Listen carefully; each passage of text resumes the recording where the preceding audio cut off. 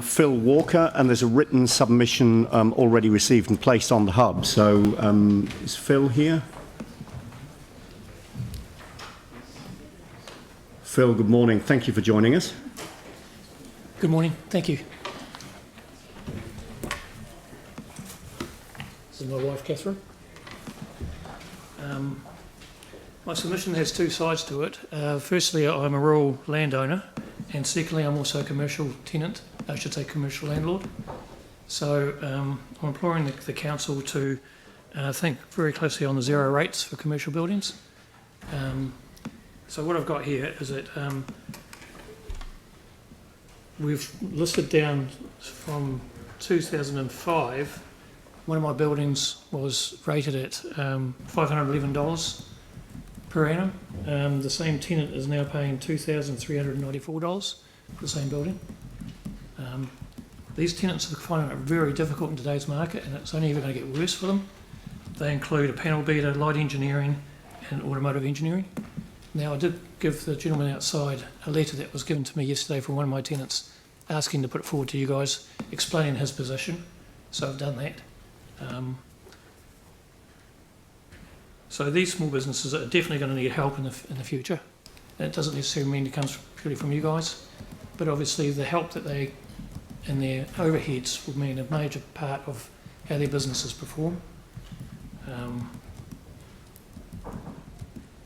And on the whole, we do support Richard Peeble's comments as well. So that's the commercial side of it.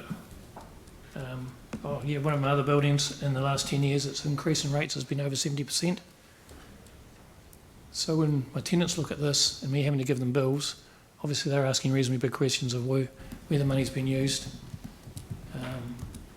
And some of it we can say, I don't think have been used terribly wisely. So my other submission is on my own personal land. I'd like to know why rural properties are being targeted at 4.7%. I've lived in Christchurch for all of my 54 years. I've owned my property for 14 years.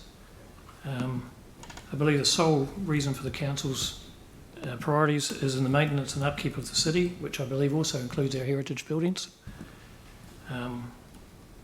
As a rural landowner, we supply our own and maintain our own sewer systems, water supply systems and storm drainage. Our personal rates have increased over 5 years to $700 on the land.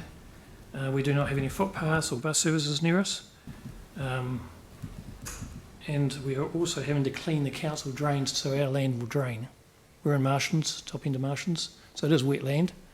To give you an idea, the neighbour property was used for market gardening. He's had to stop doing that because the land's too wet, he can't farm it. So I've also left a photo we took yesterday of Goodman's Drain, which comes on the back of our property. It is completely blocked. We constantly have to be on to the drainage part of the council here to get it cleaned. We've spoken with a Kirsty Padden, who we found most unhelpful and plain not interested.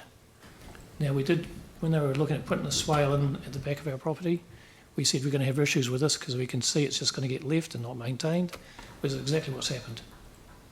All right, now that brings us beyond the end of the 3 minutes set aside for the submission. You've obviously left a couple of documents at the front desk and we'll make sure they get distributed. Perfect. And obviously in the latter part of your submission you're raising some maintenance issues that we'll also need to ensure get picked up as well. So thank you very much indeed for the time taken addressing us this morning and for raising those issues. Brilliant, thank you. Thank you. Thank you.